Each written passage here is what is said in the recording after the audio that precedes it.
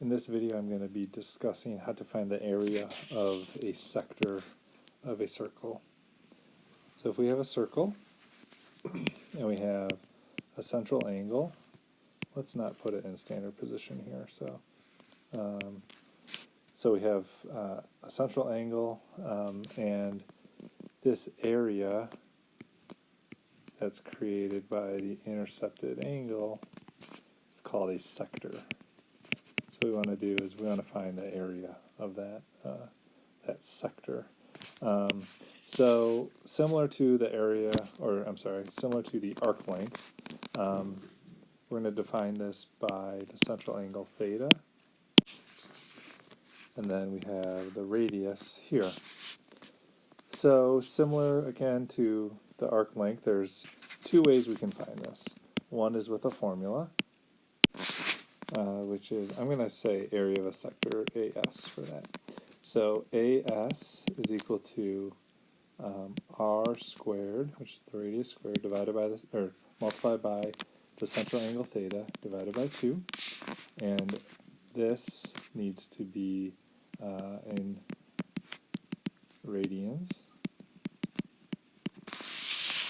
Right? And then the second way we can do this is with a proportion, and we're going to say part over the whole.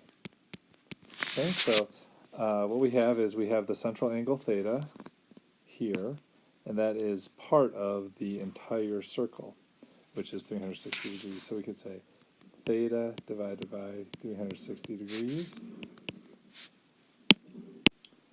and that is equal to, well, this sector is part of the area of the entire circle.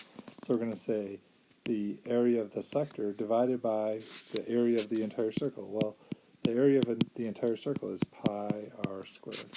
So we're going to say the whole here is pi r squared. So this is a second way that we can find the area of a sector. So let's look at an example and we'll do it. We'll solve the question in both ways. Alright, how many square inches of pizza have you eaten if you ate a sector of an 18-inch diameter pizza whose edges form a central angle of 30 degrees? So what this is saying is we have a central angle that is 30 degrees, and we want to know how much pizza have you eaten if you've eaten this in here.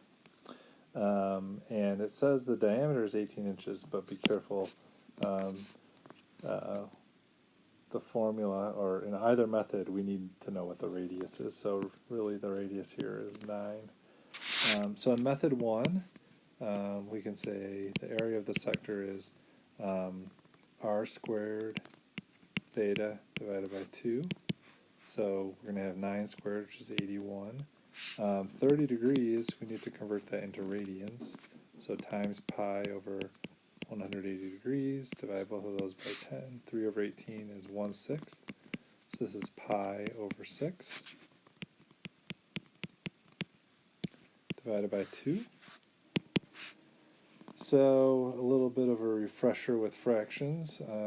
Well, I'll multiply the numerators together first. So 81 pi over 6 all over 2.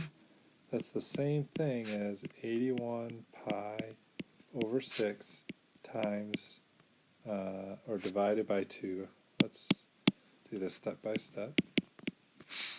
When we divide with fractions, that's the same thing as multiplying by the reciprocal.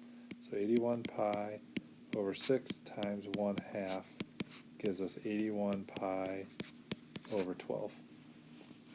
And then this can be reduced to 81 and 12 can both be divided by 3. So 81 divided by 3 is 27. So 27 pi, 12 divided by 3 is 4. And the unit here, since we have inches, well, when we had 81, let's see, up here, when we did the radius squared, well, the radius was 9 inches, so we did 9 inches times 9 inches, so 9 times 9 is 81. Inches times inches is inches squared, so that's, we end up with 27 pi over 4 inches squared. And then the second method, let's see if I can squeeze it in here. We want to do part divided by whole. Part of the angle of the circle is 30 degrees, divided by the whole circle, 360 degrees. And then the partial area, which is the sector, which is what we're looking for, divided by the area of the entire circle. Well, the entire circle is pi r squared, so pi times 9 squared, so 81 pi is what we'll have.